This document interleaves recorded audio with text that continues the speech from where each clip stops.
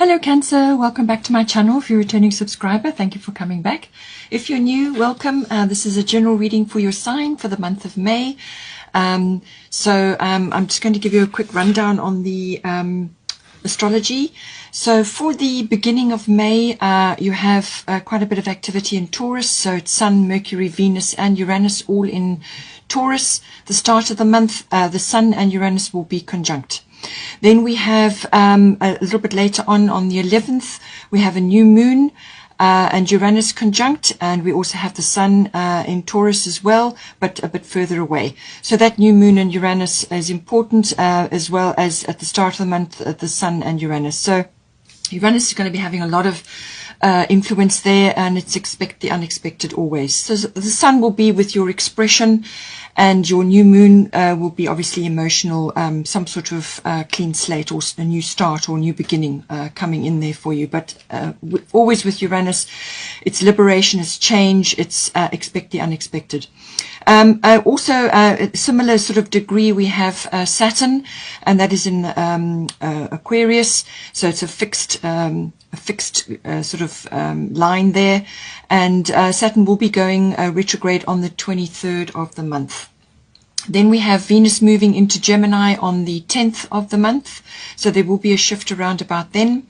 And then after that, on the 14th, we have Jupiter going into Pisces, and that will be quite a big shift. Pisces is harmonious to Cancer, so I think you can expect some enjoyable vibes coming from Jupiter. Then on the 21st, we have Sun, Mercury, North Node, Venus, all going to be in Gemini. So that's the start of the Gemini month. Then we have on the 26th of May, we have a full moon eclipse, and that will be a total eclipse, and that will be at 5 degrees of Sagittarius. So, any kind of eclipse, often it can bounce things or people in or out of your life, but it can also bring about a new sort of start or some sort of shift or change. But it's full moon, so it's more than likely a result. So some sort of culmination there, but it'll be a whopper because of the eclipse.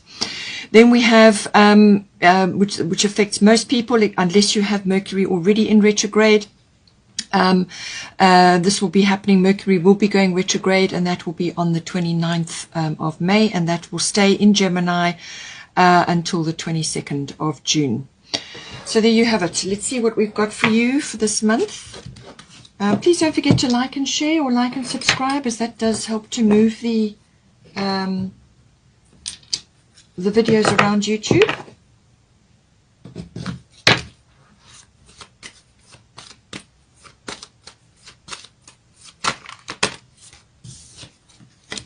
Got 11th house, friends and groups, your hopes, your dreams,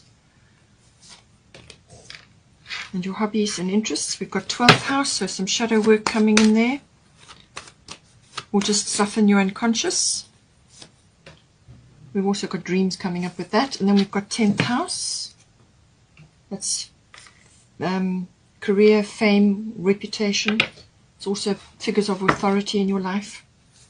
Let's get a fairy tarot.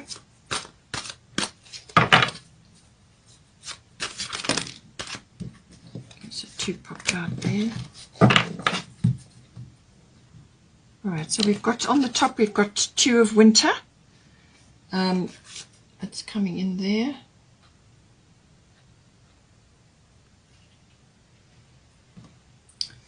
And then we've got the lovers coming in, which is lovely.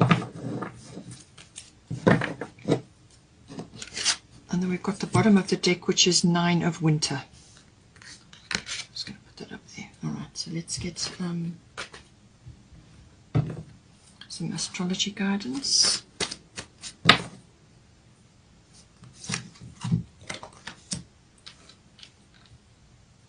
We've got moon soul coming in, so the moon is going to be important for you. Whether that's new moon on the 11th, or whether that is the full moon eclipse on the 26th. Could be both. We've got Aquarius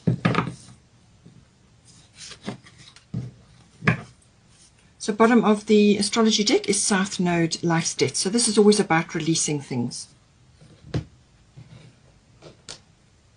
So I feel you need to release, certainly with the eclipse energy, you need to release something in order to bring the new and better in.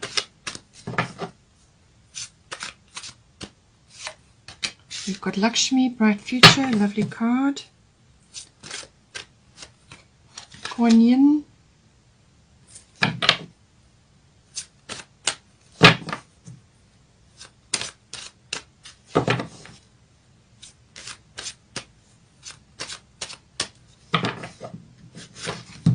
Got your Stara. As I said, new beginnings coming in. But in order to do that, you've got to release certain things. So bottom of the deck is Arakura, Blossoming, which is about being patient and having determination to get where you need to be.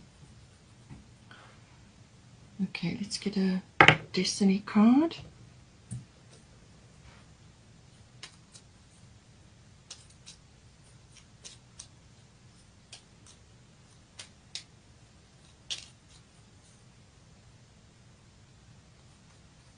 I want to come out.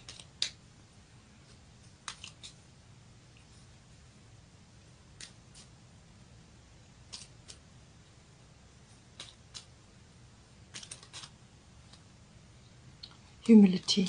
Okay.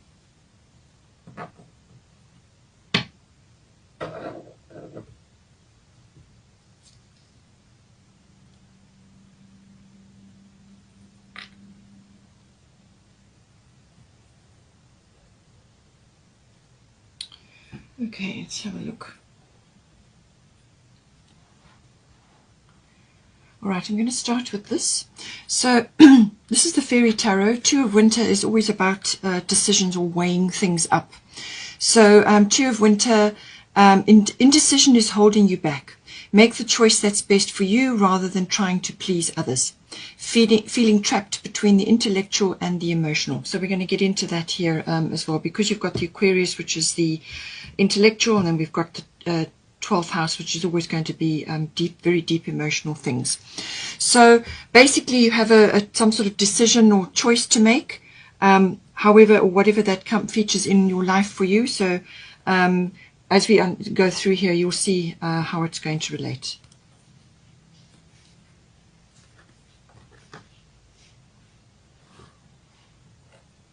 Okay, so we've got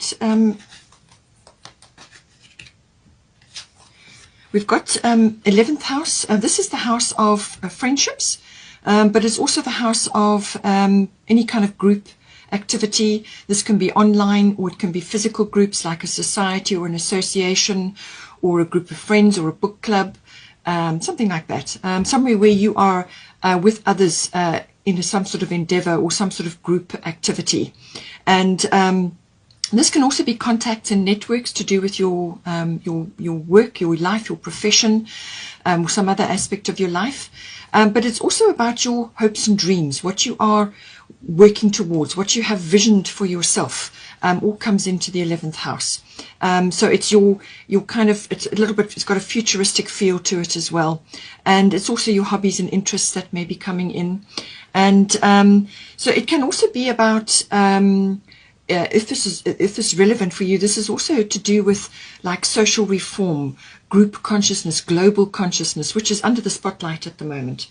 So things like ascension and all of the themes around that will all be connected to this.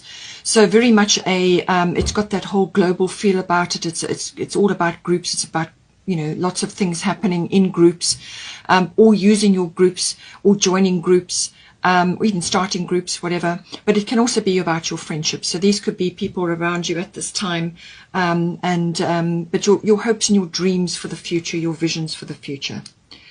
So you've got here Moon Soul, and you've got Lakshmi, Bright Future. So whatever is going on in this house, it's saying stop worrying, everything is going to be fine. So let go of the worries, because whatever you're worrying about is only going to draw towards you the thing that you're worrying about. So constantly pushing energy in there. So find a sort of a diversion for that energy and that attention. Rather put it in a positive thing, positive thoughts, positive words, positive activities, and positive visions. This is what you need to have, in your mind, and what you're speaking as well. You've got to speak it into existence. But she's very abundant goddess. And so she's bringing a lot of abundance with her.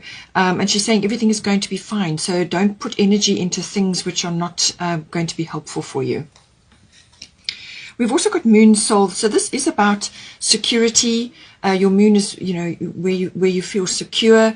It's also where you go to rest and relax, wherever it is in your chart. But it actually represents your emotional life. So you could be a little bit up and down because it's the moon. It goes through cycles. You could be going through a lot of up and down sort of cycles.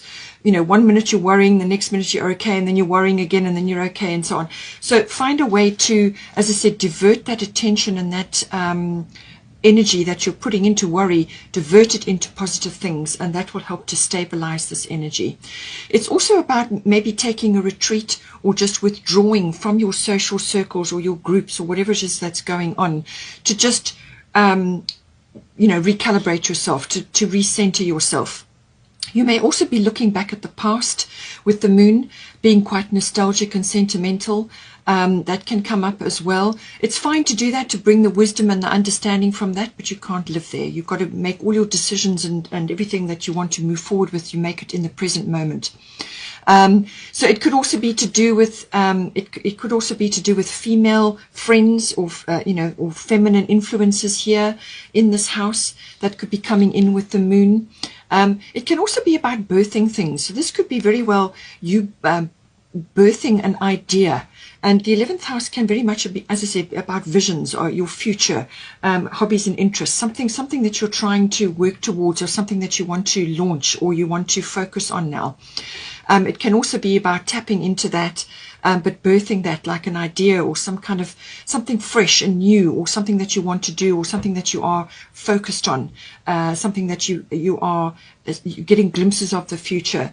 But it's quite an emotional thing, this. And it could also be to do with old and new, bringing those in, old and new things coming with also with the moon. It can also be crowds and fame.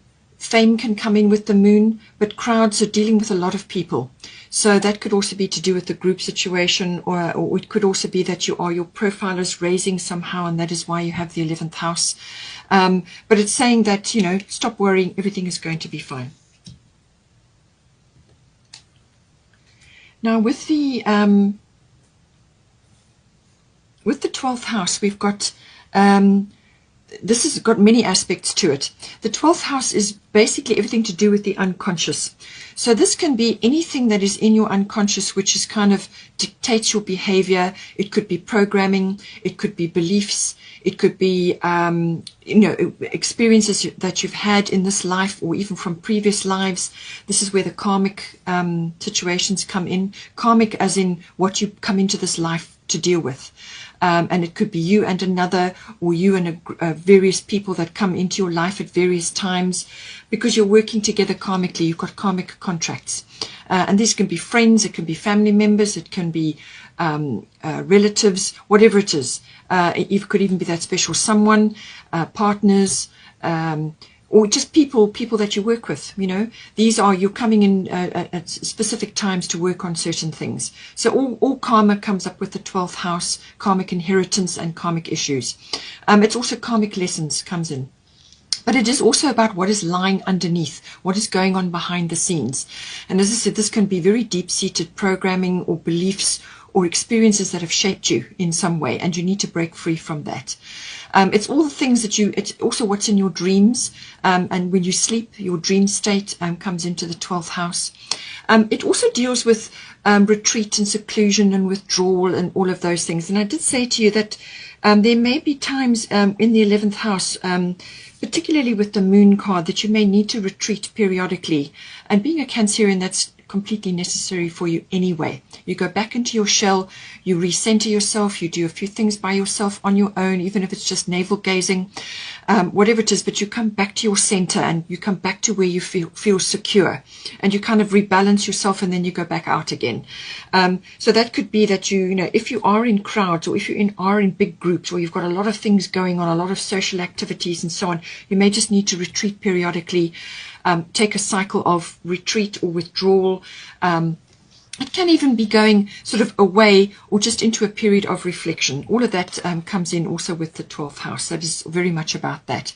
But it's about your spiritual life, meditation, healing also comes in with the 12th house. And if you are searching for deep healing to issues that you have or karmic things, quite often it comes into the 12th house. It can also be to do with any kind of addictions also come in with the 12th house.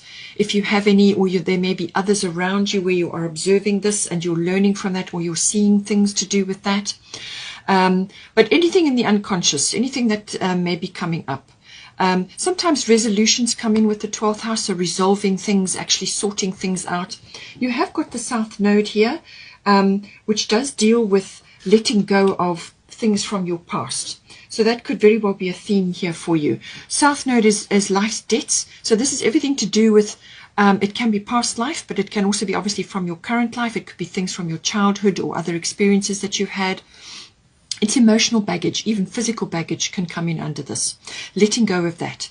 So when you let go of all of those things, you make room for the new things, the good things, the things that are going to grow you.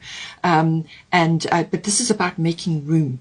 This is about letting go of sort of aspects or attitudes or parts of your belief systems, or anything really that you've outgrown, or anything that is holding you back, any kind of inhibition, anything that is dragging you down. As I said, baggage, whatever it may be, let it go, release, find the resolutions, which comes in with the 12th house, find the resolutions and end things, deal with them. It's things that you've left undone, or things that you've left to kind of fester away, or things that haven't really been dealt with, or you couldn't deal with them before. Get them out, sort them out so that you can move forward, because this is about letting go so that you can move forward. So I feel all of that comes in with the 12th house. Now we have got Aquarius I know here, which the 11th house and Aquarius are together. Aquarius is normally the 11th house. So this is all about the future. And it's getting glimpses of the future, your visions, what it is you're working towards, what it is that you want. So there's some growth required here because of the 12th house. These are things that you've got to let go of, or you've got to move away from, or move out of, or end. It's closure. All of those sorts of things come in, but this is about the future. This is about getting glimpses of the future, but also trying to reach for that. And this is why it's got the I know. It's kind of an inner knowing. It's a kind of an inner guidance system which comes with this energy. It's also a very detached energy. It's kind of unemotional, and you've got the moon card coming in here with your 11th house. But I think what it is saying, certainly with the 12th house, is the 12th house is a water house anyway. Well, this is an air sign. So I feel what you need to do in order to deal with the 12th house and also to deal with the South Node, you need to actually pull back into your Aquarius detachment. And so you can have compassion for whatever needs to be done, but ultimately it's detachment. You pull your energy back, you look at things in a detached fashion so that you can release them. You can do what needs to be done so that you can release them. And all of that comes in with this energy. It's a very airy energy, but it's very concise, it's intellectual, and it certainly has got that that vision aspect to it. So this is about what it is that you want, what it is that you're moving towards. You may also have friends or associates around you. And this is, I feel, also why you've got the 11th house. You may have people around you who you consider to be in your corner.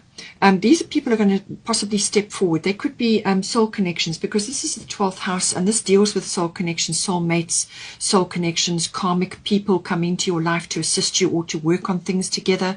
You're helping them, they're helping you, or you have come into this lifetime to sort things out or to work on a project together, whatever it may be. So they certainly, you're going to be drawing people around you, I feel, who are going to assist you at this time. So it's bringing that aspect in. You may just be working or coming together for a short time, for a long time, however it may be. Also, you may be attracting people who are a little bit different or unusual or unconventional. And these people can be cutting edge. They can be very technical or technically oriented. They could be have quite far-fetched or far, almost like virtual reality. They kind of have those concepts about them. They may come in, or you could be exposed to these concepts, or you're using this in some way to assist you. But these people are kind of, they're different, they're unusual, unorthodox, possibly a little bit eccentric maybe. You may have a few of those around you at this time, but certainly people are going to come in, certain ones are going to come in and assist you at this time, possibly to launch something or to deal with certain things that you've got to do in the 12th house. We've got here Kuan Yin, compassion. So as I said to you, you can have compassion.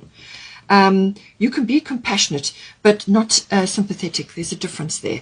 So you are compassionate, but you detach your energy so that you can actually do the hard work. You can do the work that normally would be very hard emotionally. You can do that by detaching. And this is what she's saying. Be compassionate. There's a full moon here, so this may be important for you around about that eclipse period, or you may get something coming up with the new moon as well.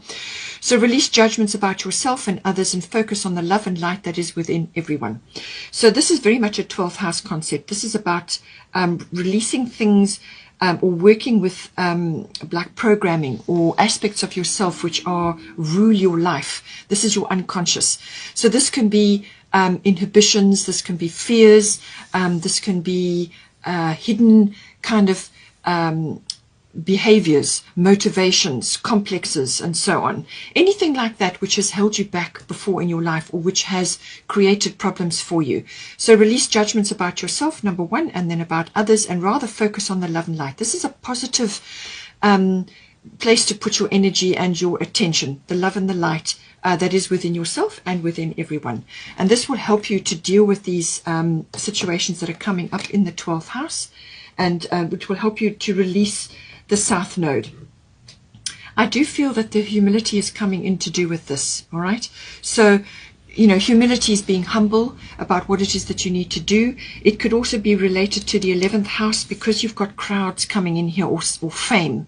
There could be something to do with that coming in. So keep your head, keep your feet on the ground. And it could also be to do with these people that are coming around or are around you currently who are going to assist you. Or they may just be tapping in to an idea that you have that you want to move forward with. And they're going to come in to assist you at this time. So humility, keep your feet on the ground, be humble about what it is that you're doing. And this will stand you in good stead. It also goes, as I said, with the Kuan Yin energy.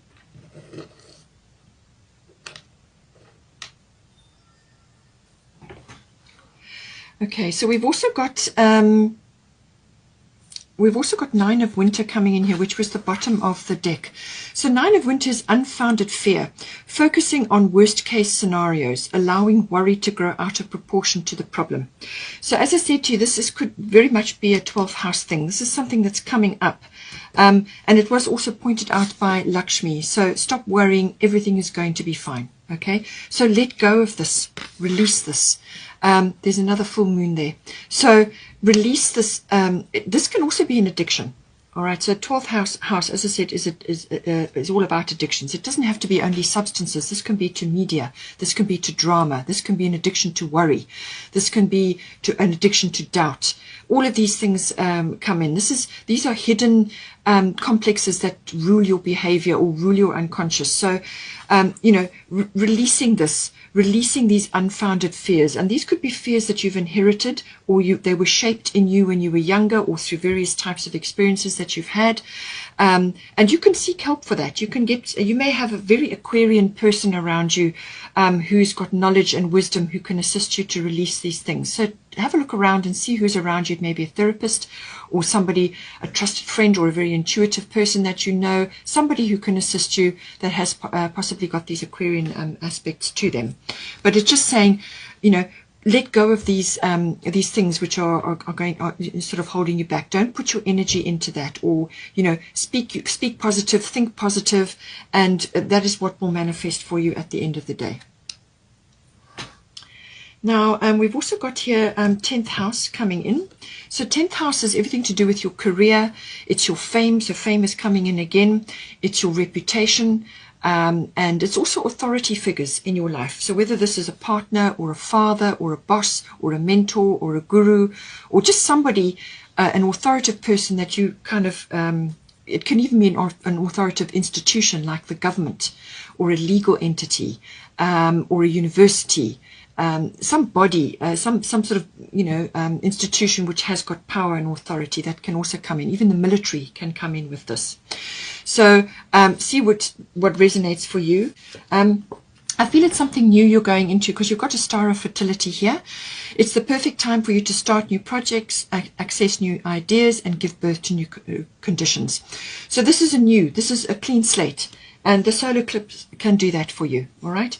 But what you need to do is you need to let go of a lot of things in order to move you swiftly and unhindered into this new place. And this is also to do tying up with the 12th house, releasing, going within, tuning into the universe. The 12th house is all about spirituality. It's about tuning into the universe, tapping in, and downloading what you need. The knowledge, the wisdom, the understanding. If you're a very imaginative and artistic person, the 12th house can be fantastic because you're channeling that down. Imagination, inspiration, all of that comes in with the 12th house.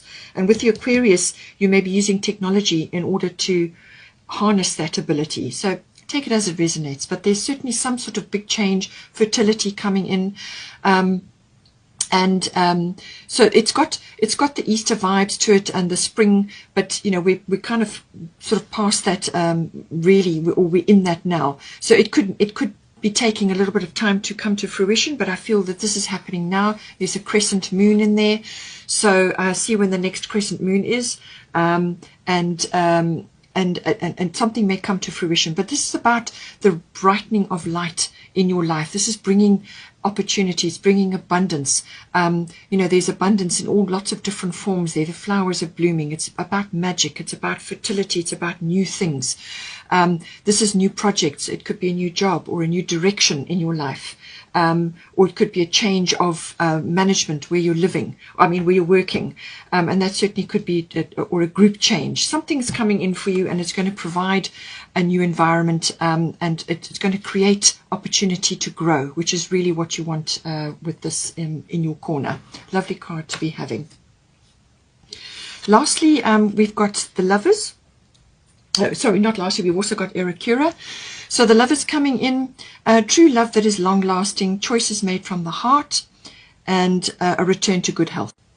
So as we said earlier on, this could very well be to do with a choice that you've got, because that came up right at the beginning. You've got indecision is holding you back. Make the choice that's best for you rather than trying to please others.